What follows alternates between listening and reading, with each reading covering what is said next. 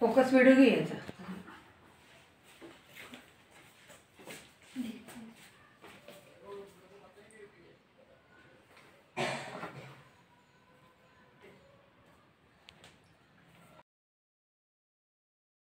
नमस्कार.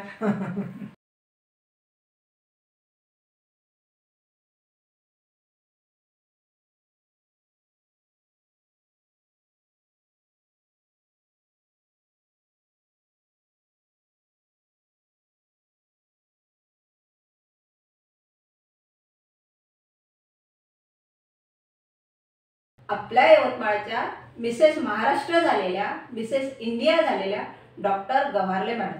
नमस्कार सगळ्यांना. नमस्कार मॅडम. नमस्कार. तुम्ही आम्हाला उमगलेल्या महिला या यूट्यूब चॅनलला जे खूप खूप प्रेम देत आहात, कॉमेंट्स देत आहेत, सजेशन देत आहेत, त्याबद्दल तुम्हा सगळ्यांचं खूप धन्यवाद. आता मला उत्सुकता तिघीला भेटायची होती एका पर्सन सोबत. एक दादासाहेब फाळकेचं जे तुमचं आता झालं त्याबद्दल तुमचं खूप खूप अभिनंदन. आणि तुम्ही घर, कुटुंब, दवाखाना आणि स्वतःचं हे लाईफ कसं मॅनेज करता? सर्वप्रथम सगळ्या स्त्रियांची जबाबदारी मला वाटते कुटुंब हे असते आणि त्यामध्ये ज्या वर्किंग वुमन्स आहेत त्यांचं जे पण क्षेत्र असेल. आता एक वैद्यकीय क्षेत्रात मी कार्यरत आहे. मागच्या 12 वर्षापासून गव्हार्ले पाईल्स हॉस्पिटल हे पाईल्स फिशुलासाठी स्पेशली महिलांसाठी असलेली मी एकटी ॲनोरेक्टल सर्जन आहे या यवतमाळमध्ये. तर त्या माध्यमातून तसेच सामाजिक उपक्रमांतून माझ्या सासूबाई ताराबाई गव्हार्ले ह्या सामाजिक कार्यात खूप अग्रेसर होत्या आणि 25 वर्षापासून त्या समाजकार्य करत होत्या. तर त्यांची प्रेरणा घेऊन एक समाजासाठीही आपण त्या दृष्टीने कार्य करतो. तर असे सगळे कार्य चालू असतानाही कुठेतरी मनात आपली एक हॉबी असते, आपली आवड असते, ती पण जपली तर निश्चितच आपल्याला त्याच्यातूनही आनंद मिळतो. तर जस्ट एकदा माझ्या मैत्रिणींनी डॉक्टर अर्चना गवळे आहेत, त्यांनी मला या क्षेत्रामध्ये म्हणजे स्पेशल डॉक्टरांसाठी जो इव्हेंट असतो पेजंट मिसेस महाराष्ट्राचा, त्या एका इव्हेंटमध्ये पार्टिसिपेट मी केलं होतं आणि तिथूनच मग याची सुरुवात झाली. त्यानंतर मी मिसेस महाराष्ट्र झाली, मग मिसेस इंडिया, फॅशन आयकॉन याचा मला मान मिळाला. त्यानंतर माझ्या सोशल प्रोजेक्ट्ससाठी माझं वुमन ऑफ प्राईड या टायटल अंतर्गत अभिनेत्री अमिषा पटेल यांनी मला हे वुमन ऑफ प्राईडचं मानाचं मुकुट हे केलं, प्रदान केलं आणि त्यासाठी आम्ही वॉक फॉर नोबेल कॉज हे करतो.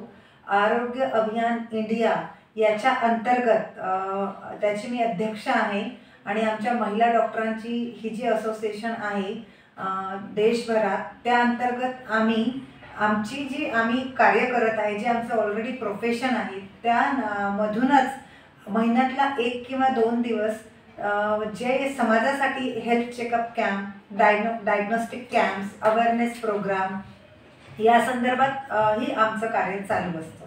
तर हे सगळं करत असताना कुठेतरी स्वतःसाठी, स्वतःच्या कुटुंबासाठी वेळ काढून एक समाजासाठीही वेळ देणंही आवश्यक आहे. हे सगळं मी माझ्या कुटुंबातूनच शिकली आहे आणि त्यामुळे कुटुंबाची मला नेहमी साथ राहते माझी. आणि हे सर्व काही करत असताना सर्वात मोठी साथ ही कुटुंबाचीच मला मिळाली. माझे पती श्री आशिष गव्हार्ले यांनी मला सर्व क्षेत्रात नेहमीच मला सहकार्य केले. त्या संदर्भात त्यांनी मला प्रोत्साहन दिले. प्रॅक्टिस करत असताना, त्यानंतर कुठे बाहेर जात असताना, कुठे कॅम्प, हेल्थ चेकअप कॅम्पेन असताना त्यावेळेसही त्यांनी मला मदत केली. आणि माझी हॉबी जपण्यासाठी जेव्हा मी या मिसेस महाराष्ट्र, मिसेस इंडिया या शोच्या यांच्या इव्हेंटच्या दरम्यान बाहेर जाते, तर तेव्हाही ते माझ्या प्रती असणारं त्यांचं प्रेम आणि विश्वास हेच मला तिथे हिंमत देते. आणि त्यामुळे मी माझी हॉबी जपताना माझं प्रोफेशन आणि समाजाप्रती माझं जे कार्य आहे ते हे सगळं काही निभावू शकले माझ्या कुटुंबियांमुळेच. तर याचं सर्व श्रेय खरं तर आणि हे मॅनेजमेंट करण्यात माझे कुटुंबच मला साथ देते. नक्कीच मॅडम, आपलं कार्य अगदी वाखाणण्यासारखं आहे. तुम्ही मिस आयकॉन आहात, मिस ग्लॅम आयकॉन आहात आणि बरंच काही तुमचं या क्षेत्रातलं कार्य हे अतुलनीय आणि अवर्णनीय आहे. पण तरीही एक अवघड जागेच्या सर्जन ते हा प्रवास तुमचा कसा काय झाला त्याबद्दल थोडंसं आम्हाला ऐकायला निश्चितच आवडेल. ॲक्च्युली ग्रॅज्युएशन झाल्यानंतर स्पेशलायझेशनसाठी आम्ही एंट्रन्स एक्झाम क्वालिफाय करावी लागते आम्हाला, PG एंट्रन्स एक्झाम. ती क्वालिफाय झाल्यानंतर त्या आपल्याला याच्यानुसार तसे सब्जेक्ट्स मिळतात, तर आपल्या आवडीनुसार आपल्याला सब्जेक्ट निवडायचा असतो. तर तिथे काय झालं की एक सर्जरी हा सब्जेक्ट जनरली महिला निवडत नाही. मेडिसिन, कॉस्मॅटिक मोस्टली असे सब्जेक्ट निवडण्यात येतात. पण काय झालं की मला पहिलेपासून सर्जिकलमध्ये आवड होती. ग्रॅज्युएशन लेवलला असताना मी सर्जरी कॅम्प्स वगैरे अटेंड करायचीच. आणि त्यानंतर ह्या गोष्टीतून विचार केला तर आयुर्वेद या क्षेत्रातील पाईल्स फिशर फिस्टुलासाठी सर्वात विश्वसनीय गोष्ट आहे जनतेमध्ये. आयुर्वेद फील्डमधल्या असणाऱ्या डॉक्टरांकडे सामान्य जनता ही पाईल्स फिशर या आजारांसाठी फार विश्वासाने जाते. आणि त्यामध्ये महिलांना त्रास खूप जास्ती असतो. आणि तिथे महिला या प्रॉब्लेम्समुळे थोडं त्यांना जर स्त्री डॉक्टर किंवा स्त्री सर्जन मिळाल्या तर ती खूप कम्फर्टेबल असते, ती शोधत असते ॲक्च्युली त्याच्यामुळे लेडीज डॉक्टरांकडे या सब्जेक्टसाठी जायला त्यांना उत्सुकच असतात. तर त्यावेळी त्या माध्यमातून आपल्याला त्या लोकांना सेवा देता येईल ते मला वाटलं आणि त्यामुळे मी या फील्डमध्ये आली. आणि पुढे मला मी या फील्डमध्ये जेव्हा मी प्रॅक्टिस करायला लागली तेव्हा मला इतक्या महिला रुग्ण मिळाल्या, त्यांचं जे ओपिनियन होतं माझ्याप्रती ते मला आणखीन प्रोत्साहन देत आलं की तुम्ही मॅडम ट्रीटमेंट केली, मॅडमची ट्रीटमेंट आम्हाला मिळाली म्हणून त्यांना जो आनंद व्हायचा, तर माझ्यातला विश्वास त्यांच्यात कायम ठेवण्यासाठी मी खूप हार्डवर्क केलं. आणि त्यामुळे मला त्या पॉझिटिव्ह थिंकिंगने म्हणा हे सगळं एक ब्लेसिंगच आहे. याचबरोबर आपण अगदी ब्युटी पार्लर्स हे सुद्धा सेमिनार मोठ्या प्रमाणामध्ये तुम्हाला त्या ठिकाणी बोलवण्यात येतं. तर त्या सेमिनारचा प्रतिसाद आणि तुम्हाला पाहण्यासाठी तिथे बरीचशी गर्दी जमलेली असते, तर हा अनुभव आम्हाला सांगा ना. खूप छान वाटतं. ॲक्च्युली लहानपणी आपण जेव्हा TV ॲक्ट्रेस किंवा सेलिब्रिटीज बघत असतो आणि त्यांच्याभोवतीची असलेली गर्दी किंवा लोक त्यांच्याशी पिक वगैरे काढून खूप आनंद होतो त्यांना, त्याच्यामुळे गर्दी करतात, ते मी पण लहानपणी बघितलं आहे. किंवा कोणी आलं तर आपण खूप हौसेने त्यांच्याजवळ जाऊन पीक घेणं वगैरे. पण पहिल्यांदा म्हणजे नेहमी डॉक्टर म्हणून लहानपणापासून मला नृत्य, गायन या कलाक्षेत्रातली आवड होतीच. आणि कॉलेजमध्ये, स्कूल टाईममध्ये मी प्रत्येक अशा स्पर्धांमध्ये तर भाग घ्यायचीच. पण प्रत्यक्षात आपली आवड आणि प्रोफेशन वेगळं असतं. म्हणजे मला डॉक्टरच व्हायचं होतं, याला कारणीभूत माझी आई आहे. याचं सर्वस्व श्रेय मी माझ्या आईवडिलांना देते. कारण माझी आई ही आरोग्य सेवेत होती. शी इज अ वर्किंग वुमन. आणि ती त्यामध्ये असल्यामुळे, हेल्थ डिपार्टमेंटमध्ये असल्यामुळे आमच्याकडे खूप नातेवाईक आणि शेजारी आणि सगळेच लोक तिच्या ओपिनियनसाठी यायची आणि ती सगळ्यांचं अगदी खूप मनापासून करायची. आणि डॉक्टर म्हणजे हा एक हायली रिस्पेक्टेड पर्सन्स होते तिच्या नजरेत. आणि ती नेहमी मला म्हणायची की मला डॉक्टर्स खूप आवडतात हेल्थ डिपार्टमेंटमध्ये असल्यामुळे आणि आमच्या ह्या मॅडम सर. तर तिच्या डोळ्यात होतं की माझी मुलगी डॉक्टर व्हाव. आणि डॉक्टरांप्रती आणि त्या हेल्थ याच्यामध्ये ती जी वर्किंग होती त्या प्रती असलेला तिचं रिस्पेक्ट आणि त्या कार्याप्रती असलेलं तिचं डेडिकेशन पाहून मलाही वाटलं की डॉक्टर व्हावं. म्हणजे इतके लोक आपल्याशी बोलतात, कनेक्टेड राहतात आणि सन्मान आहे तो वेगळाच आहे. हा, तर मी तर त्याच्यासाठी डॉक्टर झाली. आणि त्यानंतर जेव्हा एक हॉबी असतं, माझ्या मैत्रिणींनी डॉक्टर अर्चना गवळी आहेत, त्यांनी मला या इव्हेंटला मिसेस महाराष्ट्राच्या सर्वप्रथम बोलवलं. खूप तिने मला की तुझ्यात खूप कला आहे, तू गायन, डान्स वगैरे सगळं काही आहे आणि तू खूप सुंदर बोलतेस, तर तू ये इथे पार्टिसिपेट कर. आणि तिथून मला म्हणजे चांगलं तिथून हे मिळालं. लोकांनाही माझ्यातल्या त्या एक कला आणि त्यामुळे मला हे टायटल्स मिळाले. आणि त्यानंतर याची निगड जी आहे ती समाजकार्यासाठी झाली. की आम्ही जे फ्री प्रोजेक्ट्स करतो, सोशल वर्क करतो, तर हा जो क्राऊन आहे मॅडम, इट इज व्हेरी म्हणजे खूप रिस्पॉन्सिबिलिटी आहे ही, की जेव्हा मी हा क्राऊन घेतला आणि मला हा मिळाला आणि मी परिधान केला, प्रदान झाला मला हा, तर या क्राऊनचा रिस्पेक्ट एवढा आहे की तुम्ही समाजाप्रती जे आहे तुमचं यू आर समर्पण. आयडल, तुम्ही आता लोकांच्या नजरेत आयडल झाले आहात, तर तुम्हाला समाजाचंही काही देणं आहे आता हे निश्चित. तर हा क्राऊन घालून आपण असं कार्य करू की लोकांना ते एक ध्येय राहील की नाही यांनी हे वर्क केलं, ते वर्क केलं, आणि त्यामुळे समाजातील लोकांचा माझ्याप्रती असणारा मला सन्मान दिसतो. मी कित्येक जे वर्कशॉप असतात त्याला जाते, तर मुलींना सर्टिफिकेशन माझ्या हातून घ्यायचं असते, पीक काढायचा असतो माझ्या बाजूला उभं राहून, आणि त्यांना खूप आनंद होतो आणि कुठेतरी त्यांना वाटतं प्रमोशन की it is only not related for beauty only. हे जे आहे हे फक्त सौंदर्याशी रिलेटेड नाही आहे, पण निश्चितच तुम्ही जर व्यवस्थित राहणीमान असेल, तर तुम्ही व्यवस्थित तुमचं स्वतःला जपलं असेल, तुमची पर्सनॅलिटी चांगली असेल, तर निश्चितच तुमच्यातला कॉन्फिडन्स डेव्हलप होतो, आणि कॉन्फिडन्स डेव्हलप झाल्यानंतर तुम्ही कुठलंही कार्य केलं तर त्याच्यात तुम्ही निपुण होता. म्हणून तेही फार आवश्यक आहे आजच्या जगात. प्रेझेंटेबल राहणे, व्यवस्थित राहणे, स्वतःला मेंटेन करणे, आणि का नाही महिलांनी तर स्वतःची हेल्थ निश्चितच मेंटेन केली पाहिजे, मला असं वाटतं. मी जसं सतत बघते तुम्ही वेगवेगळ्या शिबिरात जाता, ब्लड डोनेशन कॅम्प असो किंवा वेगवेगळ्या बहुउद्देशीय संस्थेने, महिला बहुउद्देशीय संस्थेने मुख्यत्वाने म्हणावं लागेल, अशा वेगवेगळ्या कार्यक्रमांवर जातात, सतत बिझी असतात, घर, दवाखाना आणि सोशल, या सगळ्यात स्वतःकरता वेळ कसा काढता?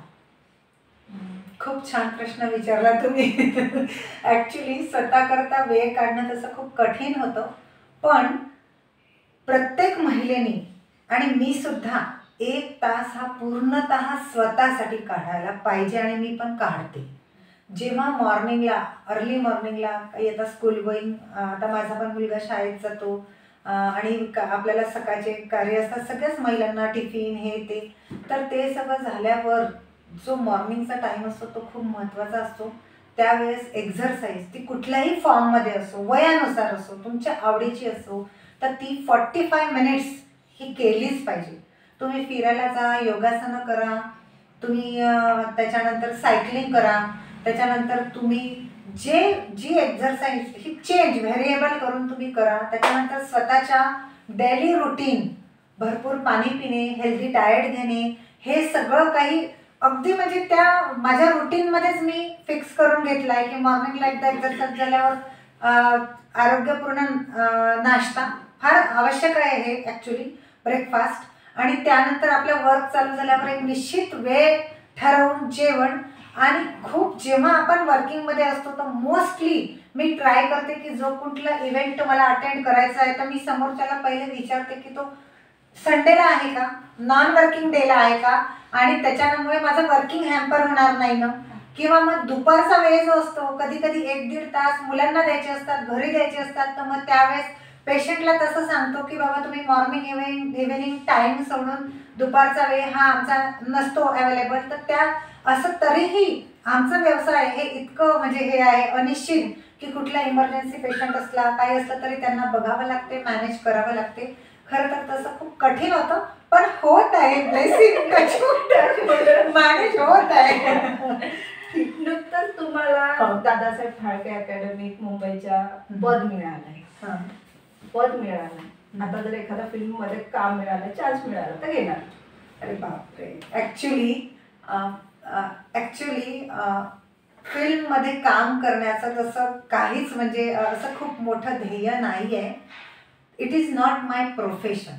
हे जे सगळं आहे एक हॉबीसोबत समाजासाठी कार्य करताना एक आयडल म्हणून मी जेव्हा वावरत आहे, तर एखाद्या मूवीमध्ये एखाद्या डॉक्टरचा 2 मिनिटाचा 1 मिनिटाचा रोल मला आवडीने करायला म्हणजे खूप म्हणजे आवडेलच, पण ते त्याच्यात पण माझं प्रोफेशन डॉक्टरच आवडेल. आमच्या एक मैत्रीण आहे सरलाताई, अभिनेत्री आहेत त्या, आणि 4 मूवी केल्यात त्यांनी, आपल्या प्रायर इंटरव्ह्यूमध्ये आहे त्यांचं सगळं.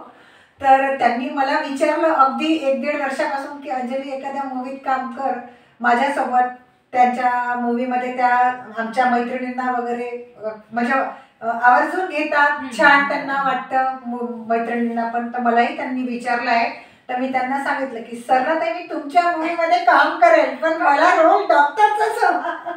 त्याच्यामुळे हा एक आहे की मूवीमध्ये त्या प्रोफेशनच्या दृष्टीने मी कार्य करणार नाही, तर लोकांना एक डॉक्टरचा आरोग्य मार्गदर्शनाचा संदेश देण्यासाठी मी निश्चित कार्य करते. म्हणजे एक आयकॉन म्हणूनच असणार, मूवी मध्ये जरी असणार तरी एक आयकॉन म्हणूनच असणार. तर आजकालच्या मूवी बऱ्याच मुलींसाठी तुम्ही आयकॉन आहात, मी बघतेय, जसं बऱ्याच बघतेय मी. तर या नवीन मुलींसाठी काय सांगाल तुम्ही? ॲक्च्युली नवीन सगळ्याच मुलींसाठी एक संदेश आहे की आजकाल आपल्याला खूप साधनं झाली आहेत माहितीचे, सोशल मीडिया आहे, मोबाईल सगळीकडे, पण त्याचं जे आहे ना खूप डिस्ट्रॅक्शन होत आहे मुलांमध्ये. आणि हे जे आज मी करत आहे, आज मी हे जे इव्हेंट्स अटेंड करते, काही सोशल वर्क करते आणि माझं प्रोफेशन करत आहे, माझं कुटुंब सांभाळत आहे, तर सगळ्यात महत्त्वाचं माझ्यासाठी पहिले माझी फॅमिली आणि माझं प्रोफेशन आहे. सेकंड प्रायोरिटी ही माझी हॉबी आणि बाकी गोष्टी आहेत. तर सगळ्या मुलींचं जे एज्युकेशनमध्ये आहे त्या सगळ्यांची एकदम प्रायर ड्युटी त्यांचं फक्त एज्युकेशन घेणं आहे. जे मोबाईलमुळे किंवा जे आजकाल व्यसना ह्याच्यामुळे आणि पार्टीसाठी आणि ज्या एन्जॉयमेंट्सच्या होत आहे, तर ते खूप डिस्ट्रॅक्शन होत चाललं आहे. सर्वप्रथम ॲज अ ड्युटी तुम्ही स्टुडंट लाईफमध्ये असताना you have to first study is your duty. त्याच्यानंतर तुम्हाला आपल्या आईवडिलांना, आपल्या कुटुंबाकडे आपली परिस्थिती आणि आपल्या आईवडिलांचा विचार करून ते सगळ्यात विचारानंतर तुम्हाला तुमचे फ्रेंड्स, त्याच्यानंतर तुम्ही काय आयुष्यात करायचं आहे हे सगळं तुम्ही नंतर आयुष्यात सगळं काही एन्जॉय करू शकता. पण कधी जेव्हा तुम्ही तुमचं प्रोफेशनल लाईफ सेट करता, तर फर्स्ट तुमचं achieve your goal through education. पहिले एज्युकेशन कंप्लीट करा, तुम्ही प्रोफेशनल लाईफला सेट व्हा आणि नंतर निश्चितच तुम्हाला, मी जे आज सेलिब्रिटीचं आयुष्य जगत आहे हे मी एक सक्सेसफुल डॉक्टर झाल्यानंतरच जगत आहे. आणि ते मला करता येत आहे कारण मी माझ्या सगळ्या व्यवसायामध्ये, माझ्या फॅमिलीमध्ये मी सेट झाली आहे, तर त्याचा आनंद मला घेता येतोय. पण तुम्ही हे सगळं सोडून जर आतापासून या सगळ्या गोष्टीच्या मागे लागाल, तर तुमचं मेन अचिव्हमेंट एज्युकेशन आणि प्रोफेशनल जे आहे तुम्ही अचीव नाही करू शकणार. म्हणून मी सगळ्या आजच्या नवीन पिढीला हेच सांगत आहे की एक तर तुमचं जे आहे फर्स्ट अचिव्हमेंट, तुम्ही जे गोल सेट करा आणि ते अचीव करा. आणि त्यानंतर तुम्ही खूप व्यसनापासून दूर राहा. मॅडम, तुम्ही अगदी मोलाचा संदेश या ठिकाणी आपल्या तरुण मंडळींना दिलेला आहे. याही पुढे मी असं म्हणेन की तुम्हाला जे काही आयकॉनमध्ये जे बक्षिसं मिळाली आहेत किंवा जे काही क्राऊन मिळालेले आहेत, तर ज्या तरुणी आहेत विशेष तत्वाने, तर त्यांना हा क्राऊन घालून तुमचा फोटो असलेला जो शूट आहे तो खूप आवडेल. तर मला असं वाटतं की तुम्ही हा क्राऊन घालून दाखवावा. आणि यासोबतच तुम्हाला मिळालेली जी काही पारितोषिके आहेत किंवा जे काही हे झालेलं आहे, मिस आयकॉन वगैरे, मिस इंडिया, तर याही पुढे मिस पॅसिफिक सुद्धा आपण आहात. तर हे सगळं एकदा तुमच्या तोंडून आम्हाला ऐकायचे आहे. ॲक्च्युली मी मिसेस महाराष्ट्र, त्याच्यानंतर Mediqueen, Mrs Bharat international, woman of pride at international glam icon, international jury at Dubai fashion week, then Pune fashion week आणि medical health excellence award at Dubai. तर ह्या सगळ्या अचिव्हमेंट्स आहे माझ्या. नॅशनल लेवलवर माझ्या क्षेत्रात मला आयुर्वेद गौरव स्त्रीरत्न पुरस्कार मिळाला आहे. कायरो इजिप्त इथल्या कोलोरेक्टल कॉन्फरन्समध्ये इंडिया रिप्रेझेंटेशन केलं आहे मी ॲज अ स्पीकर म्हणून. आणि त्यानंतर माझ्या आरोग्य क्षेत्रातही मला बरेच अवॉर्ड्स मिळाले आहे माझ्या प्रॅक्टिसशी संदर्भात. आणि महाराष्ट्र आयडल हा एक मला अवॉर्ड मिळाला आहे. आपला इंडिया बुक ऑफ रेकॉर्ड 2022ला maximum surgeries by ayurvedic method केल्यामुळे माझं नॉमिनेशन झालं आहे त्याच्यामध्ये इंडिया बुक ऑफ रेकॉर्डमध्ये. आणि यवतमाळ आपल्या विदर्भातून त्या रेकॉर्डसाठी आयुर्वेद सर्जन असलेली मी एकमेव आयुर्वेद वैद्य आहे. आणि ह्या सर्वांसाठी मी माझ्या कुटुंबाला आणि माझ्या परिवारासोबत माझ्या मिस्टरांना, माझ्या आईवडिलांना आणि माझ्या मुलांना धन्यवाद देते, कारण ते मला नेहमीच सहकार्य करतात. यवतमाळसाठी नक्कीच ही गौरवाची बाब आहे. आणि मॅडम तुम्ही आम्हाला तो क्राऊन घालून द्या एकदा. म्हणजे खरोखर म्हणजे आम्हाला सुद्धा कुतूहल आहे आणि विशेषत्वाने तरुणींना कुतूहल अगदी खूप सुंदर दिसतात आहेत मॅडम. आणि खरंच हा क्राऊन फक्त डोक्यात घालण्यापुरता नाही आहे, तर या क्राऊन मध्ये त्यांची कर्तव्य आणि त्यांनी केलेलं अतुलनीय अलौकिक काम या क्राऊन मध्ये दिसतं आहे भगिनींनो. आणि आपल्याला सुद्धा हा क्राऊन घालायचा असेल तर नक्कीच मॅडमनी ज्या काही गोष्टी या ठिकाणी सांगितलेल्या आहेत त्या खरंच आत्मसात करणं आज काळाची गरज आहे. आणि मॅडम ज्याप्रमाणे स्वतःला मेंटेन करतात आहे आणि घर, शिक्षण, सेवा आणि समाज ह्या सगळ्या गोष्टी त्या एकट्या पेलतात आहे, तर खरोखर त्यांचं मी मनापासून कौतुक करते आणि अभिनंदन करते.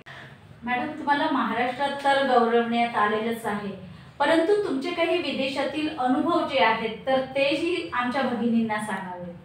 ॲक्च्युली कोलोरेक्टल सोसायटीची जी कॉन्फरन्स होती त्यासाठी मी इजिप्त कायरो येथे गेली होती. तर तिथे मी साडी परिधान केली होती कॉन्फरन्सला. तर तिथे अनेक डॉक्टर, माझे सहकारी, महिला पुरुष माझ्याजवळ येऊन माझे ट्रेडिशनल कॉस्ट्युमला पाहून मला माझ्यासोबत फोटो काढायला लागले. ॲक्च्युली त्यांना माहिती नव्हतं मी तिथे मिसेस महाराष्ट्र आहे म्हणून, पण फक्त साडी परिधान केल्यानंतरही त्यांना इतकं छान वाटलं आणि माझ्याजवळ येऊन ते पिक्स काढायचे होते त्यांना. आणि माझ्यासोबत जे 1-2 डॉक्टर्स होते ते सगळे हसायला लागले, म्हणे तुम्ही इथे मिसेस महाराष्ट्र झाल्या म्हणे आणि न सांगता पुण्याला. म्हणजे ॲक्च्युली ते फील्ड एकदम टोटली वेगळं आहे. आणि तसंच मी एकदा दुबई फॅशन वॉकला जेव्हा ॲज अ ज्युरी गेली होती तेव्हा तिथे सगळ्या ज्या मॉडेल्स होत्या, ॲक्च्युली मॉडेल्स ह्या त्यांना वेगवेगळे परिधान करावेच लागतात ते कॉस्ट्युम्स, पण मी तिथे साडी परिधान केली होती. तर माझ्या त्या साडीसाठी स्पेशल साडी वॉक ठेवण्यात आला होता आणि तो खूप हायली रिस्पेक्टेड वॉक होता. आणि त्याही याला सगळ्या जे डिझायनर्स आणि जे फॅशन वॉकचे मॉडेल्स होते त्या सगळ्यांनी आमच्यासोबत येऊन पिक्स काढले. तर ही जी महाराष्ट्राची साडी आहे ही जर तुम्ही घातली ना तर तुम्हाला ऑलरेडी खूप खूप आदर मिळतो. तर म्हणून मला म्हणजे तुम्ही विदेशात सुद्धा महाराष्ट्राचा ठसा उमटवलेला आहे. साडीमुळे गेला. नक्की. आणि यासाठी तुमचे जे बरेचदा आपण महाराष्ट्रातून जेव्हा जातो विदेशामध्ये तर आपण विदेशी पेहराव करतो, परंतु तुम्ही एकमेव त्या ठिकाणी साडी घालून गेलेल्या आहात. आणि खरोखरच म्हणजे ही सुद्धा गौरवाची बाब आहे की आपल्या साडी, आपल्या देशाचा किंवा आपल्या महाराष्ट्राचा गौरव आणि पर्यायाने आपल्या यवतमाळ जिल्ह्याचा गौरव तुम्ही त्या ठिकाणी स्थापन केला आणि आपला झेंडा मानाने रोवला. खरंच मॅडम तुमचं खूप खूप मनापासून कौतुक आणि खूप खूप तुम्हाला शुभेच्छा. खूप सुंदर उपक्रम आहे हा. आणि त्यामुळे लाईक, शेअर अँड सबस्क्राईब आम्हाला उमगलेल्या महिला. ताई तुम्ही खूप सुंदर या ठिकाणी तुमची दिलखुलासपणे मुलाखत दिलीत.